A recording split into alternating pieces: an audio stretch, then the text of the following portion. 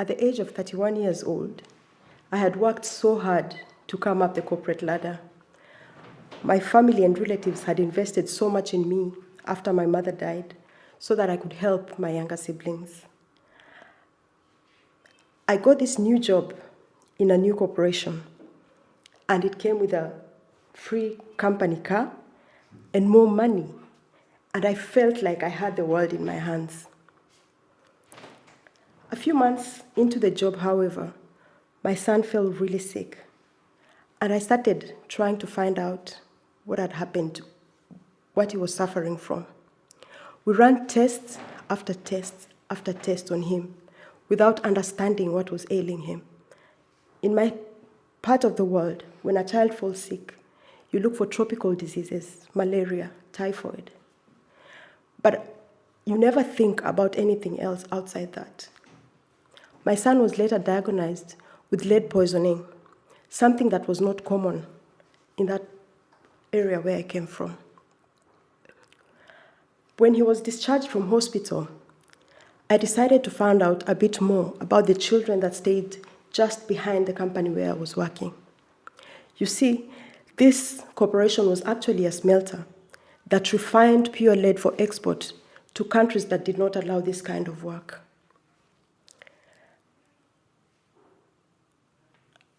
One of the things I decided to do was test the children in that community. 3 of them actually tested positive for lead poisoning alongside my son.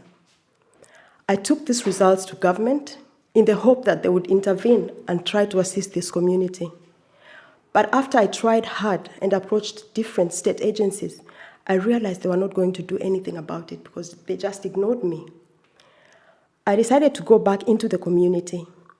Severally, I had meetings with the elders and the women in the community. But on this specific day, we had converged as a community so that we find out what would be the way forward because we were not getting response from the government. And therefore, we set up a village meeting of about 800 people. I remember when I got into the community, a little boy called Sammy ran towards me. His normal greeting would be, "How are you?" And I would say, "I'm fine." But on this day, he asked me, "How are your loved ones?" I said, "I'm fine." Then he asked me, "Why don't you ask me the same question?" So I asked him, "How are your loved ones?" And he said, "I love you only." This really touched my heart. It was very witty for a small, about 2-year-old, 3-year-old child. But then I had been there trying to bond with them for so long, and I knew that Sammy suffered from lead poisoning, and his skin suffered from the acid rain that was falling into the community.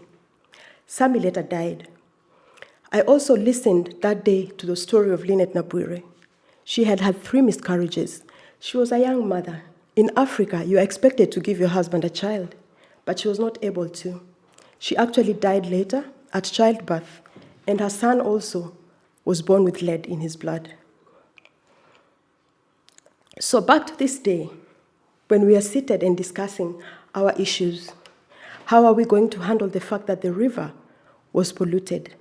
The water was no longer good, but the community had no choice but to keep using it. How are we going to handle the fact that where we were seated on the playground, there was acid rain falling on us, and this is where the children played? But suddenly, our meeting was disrupted with something that we did not understand. We saw a canister fall, and suddenly I saw the children running, and there was this choking smell. We realized it was tear gas. Someone had thrown tear gas at us.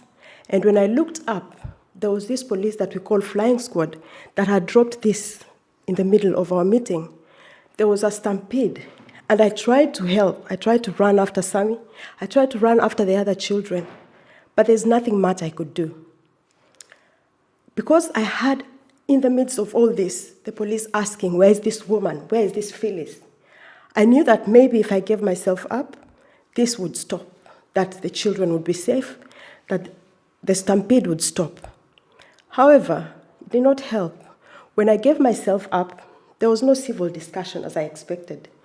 Rather, I was dragged by my neck like a criminal. I lost my shoes in the whole fracas.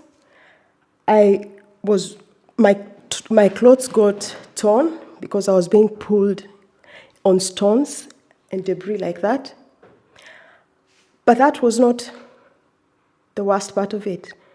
As they cuffed me and made me sit, they made me watch as they damaged the community. They broke door after door after door, pouring out the food, destroying the livelihoods of this community. I was heartbroken. I felt this was my fault. I asked myself why I started this. I had caused so much devastation for this community.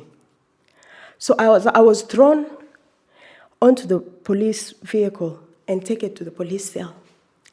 I felt dejected. I had let my family down. They had invested in me. They had my sister, my brothers at home. They were expecting me to be their savior, to help them also go through education. But at this point in my life, I had failed them. I was ashamed of myself. I reached the small cell. It was dark. It was very tiny. And the whole floor was full of urine. I tried to sit, but there was nowhere to sit. At the corner, there was a bucket.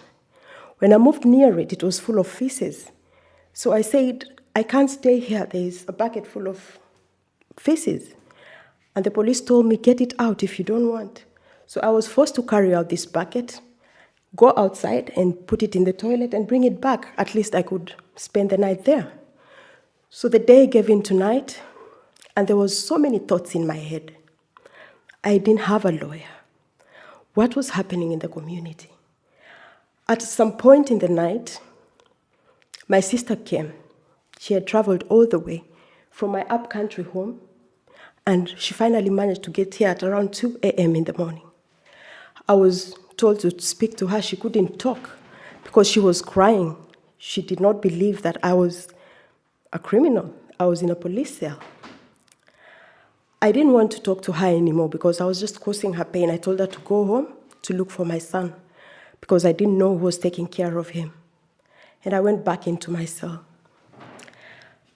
I thought of giving up that night. I thought that maybe the work I was doing was not worth doing. I thought maybe I had broken some laws that I didn't know about. And in the morning, when my name was called out, I was told that I was going to court to be charged with inciting violence and illegal gathering. And so dejected, I walked out of the police cell.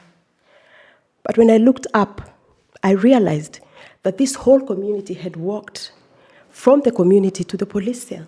They had slept outside the police cell and waited for me to come out. And when I came out, they were all so happy. They rejoiced, they clapped. They had hope. And therefore, I knew I had no choice but also to be hopeful.